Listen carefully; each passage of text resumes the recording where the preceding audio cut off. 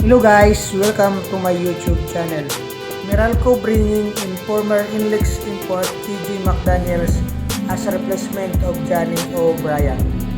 Meralco import could finally came to an end as the Bolts have signed up a familiar face in Kuyz McDaniels as a new import. Head coach Norman Black confirmed that McDaniels is set to join the team in the hope of salvaging the team campaign in the Governor's Cup. Meralco replacement import Jessie Govan over the height limit. So McDaniels is set to don the team from the MVP group once again, albeit a different ball club.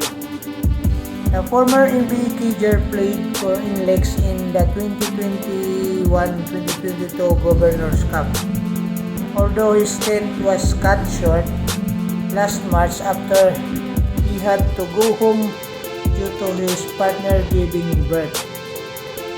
His PBA debut came with the TNT franchise. McDaniels is also expected to pass the height limit since he had already played in the Governor's Cup, which features smaller imports than the Commissioner's Cup.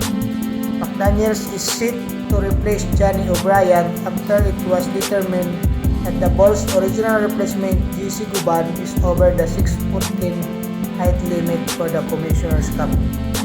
Black said McDaniels will arrive in the country on Tuesday morning, enough time for him to get acclimatized with the Bulls. Meralco will face Bay Area Dragon on Friday, where Bulls will try to arrest their 3-game losing streak and improve their 1-5 win-loss record.